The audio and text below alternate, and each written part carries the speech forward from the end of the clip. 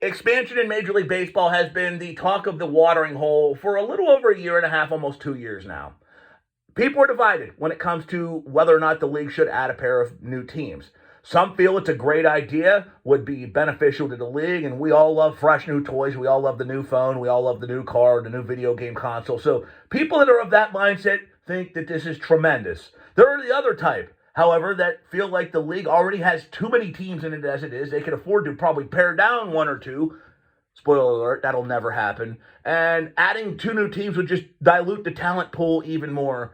And on top of it, there is the very real happenings with four major league franchises. We already know what's going on with the A's. They appear headed to Las Vegas, although they've already shifted gears and moved from one site in the city to another, and it hasn't even been a month since their plans to move to Las Vegas were made public knowledge, even though it was probably the worst hidden secret out there. We've also got ongoing situations with the Tampa Bay Rays. They've been looking for a new stadium and a new site and new land, etc., closer to the city of Tampa and outside of St. Petersburg, seemingly for a decade now.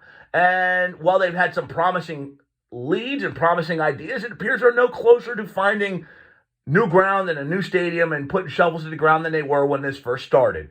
That's why we wound up getting the split city bullshit that was very much proposed, and Major League Baseball shot that down. We've also got pending issues with the Diamondbacks in the city of Phoenix and the Orioles in Baltimore. So right now you've got four teams that have situations that need to be rectified ASAP before we even begin talking about expansion. That's the mindset of some. That being said, look, I can't help but think it's happening. With all the smoke we've heard, there is fire very much in the background. I mean, we've seen cities legitimately step to the table and put bona fide proposals out there. That's not happening unless there's a green light behind the scenes that's been given that we don't know about yet. We've already seen Salt Lake City recently step up to the plate. Portland stepped up to the plate.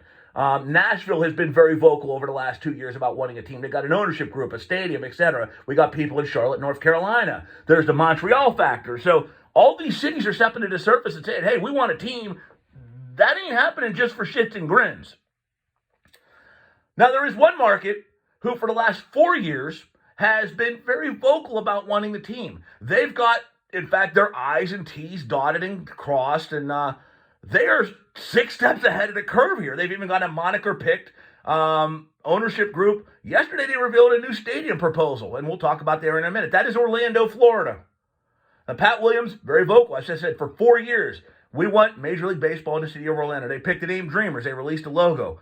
God forbid if they get a team, which I think there's one they're going to get, it's not going to be expansion. But if they do want it somehow, some way getting granted an expansion team, I hope they come up with a better package than that, because that name sucks. That is like beer league softball bullshit. Okay, Dreamers is garbage. But I digress.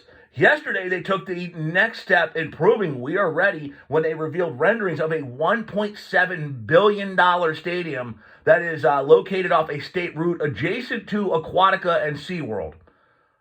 I can tell you right now, the city of Orlando, with this expansion bid, is light years ahead of where Tampa is. And Tampa's been going after this new stadium for a decade. They're light years ahead of Oakland. They're light years ahead of Vegas, who, by the way, by all accounts and purposes, is getting the A's. Right? The A's still don't have land that they can say they've 100% secured. Orlando can. Plus, again, we're not even beginning to talk about the situations going on in Phoenix and Baltimore.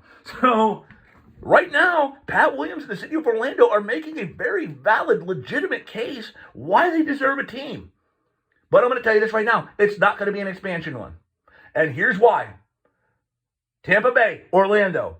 There's a reason we don't have an NFL team in Orlando. And Orlando has supported professional football very steadfastly. Oh, every Orlando team I've seen in these upstart spring leagues has been a success in the box office. You're not going to see a football team in Orlando. You're not going to see a hockey team in Orlando. Subsequently, I doubt you're going to see an NBA team in Tampa Bay. I know the Raptors played there during the COVID year, the COVID situation when the border was shut down. They're not getting an expansion team in Tampa Bay, though. Why? Because of the proximity between Orlando and Tampa. You can get from one city to the next in a little under an hour and 20 minutes, okay? It's 84, 85 miles from Orlando to Tampa. I realize the Rays right now play in St. Petersburg, which is a distance in amongst itself. You could probably add another 30 to 45 minutes on top of that trek. But the principle stands. that look, MLB is not putting a third team in the state of Florida, especially when there's already a market that is not that far away and very much within driving range of the city that's proposing a team. And I think Pat Williams realizes this. I think he's a smart guy. I think all these people in Orlando are not naive enough to believe that we're going to take all these steps when there's probably a 70, 80, even 90% chance that MLB is not going to give us what we want. Could this low-key be the city of Orlando very subtly, or not so much, trying to lure the Rays? Look, they're running out of time in Tampa. And Tampa's been one of the most successful franchises in baseball. I know they've never won a World Series. I know they've lost in their only 2 appearances. But you go all the way back to 2008, man, this has been the model of consistency.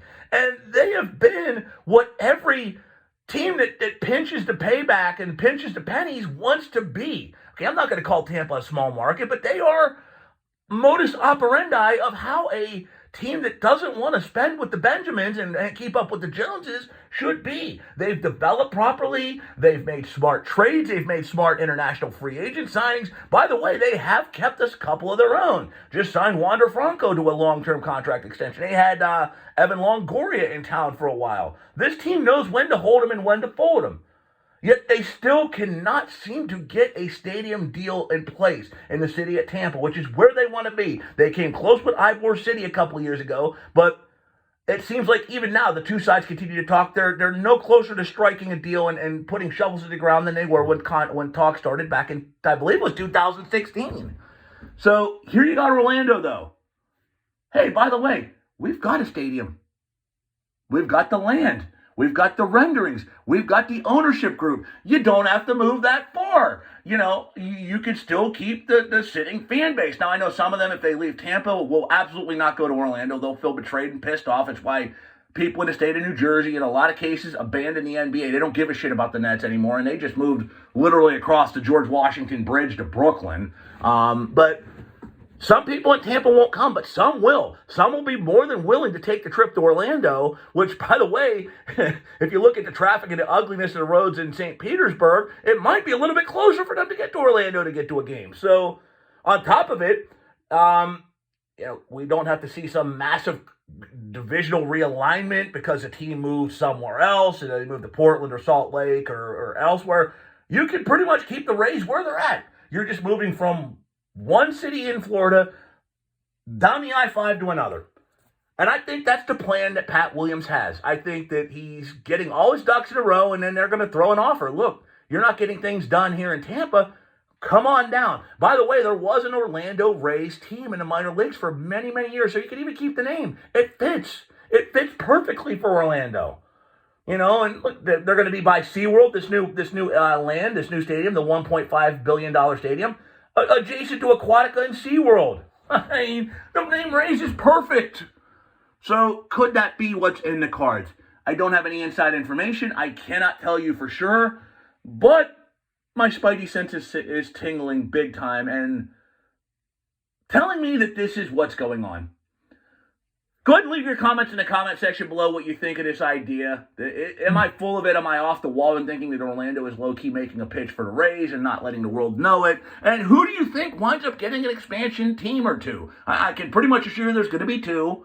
And why MLB is doing it is because it's money. Bottom line, they lost their ass during COVID-19. And the best way to recoup funds is to add expansion teams. You've got the expansion fees. You've got the TV rights deals. You've got the new merchandise that's going to fly off the shelf because everybody wants a new iPhone. Everybody wants the brand new car, the new video game console. They want these games on day one. So you're going to see an infusion of money just on merchandise alone. That's why they're expanding. So who do you see getting the two expansion teams? Drop them in the comment section below. Let me know your thoughts on this idea that Orlando is low-key fishing for the Rays, no pun intended. And we will talk again real soon.